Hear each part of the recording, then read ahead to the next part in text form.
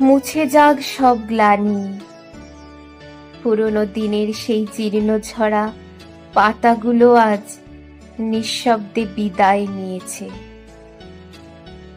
রিক্ত দিনের ধূসর পাণ্ডুলিপি ছিঁড়ে মহাকাল আজ মেলে ধরেছে এক আদিগন্ত শুভ্র পৃষ্ঠা।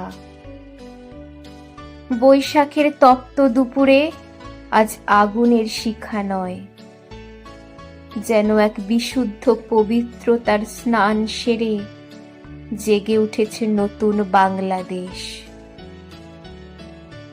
কাল বৈশাখীর সেই রুদ্র মূর্তি আজ যেন কোনো এক নিপুণ কারিগরের শান্ত শীতল পরশ। বাতাসের মন্দ্রধ্বনি আর মাটির সোঁদা গন্ধে মিশে আছে হাজার বছরের এক অচ্ছেদ্য নারীর টান।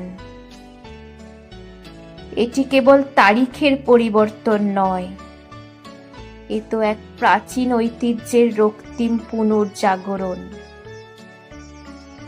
আমাদের পলিমাটির মানচিত্রের এক শাশ্বত হৃদস্পন্দন।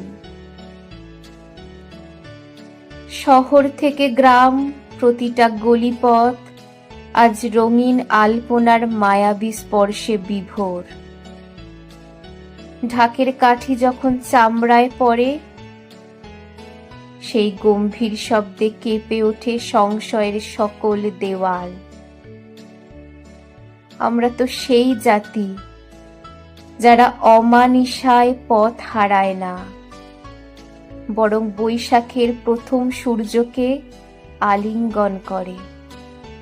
নতুন ভোরে অটল বিশ্বাস রাখি। রমনায় অসত্যের তলে যখন কোনো অচেনা সুরের মূর্ছনা ভেসে আসে, মনে হয় আমরা তো এক শিকড়েরই সন্তান। লাল সাদার এই অকৃত্রিম মিশেলে মিশে আছে আমাদের দ্রোহ, আমাদের ভালোবাসা আর অবিনাশী স্বপ্ন। পহেলা বৈশাখ মানেই তো ফিরে পাওয়া নিজেকে, ফিরে দেখা নিজের শেকড়কে। হে নূতনের কেতন, তুমি উড়িয়ে দাও সকল জড়তা। আমাদের প্রাত্যহিক জীবনের ছোট ছোট প্রাপ্তি আর অপ্রাপ্তিগুলো আজ এক হয়ে মিশে যাক এই মহামিলনের মহোৎসবে। জয় হোক নূতনের, জয় হোক বাঙালির শাশ্বত এই প্রাণের স্পন্দনের।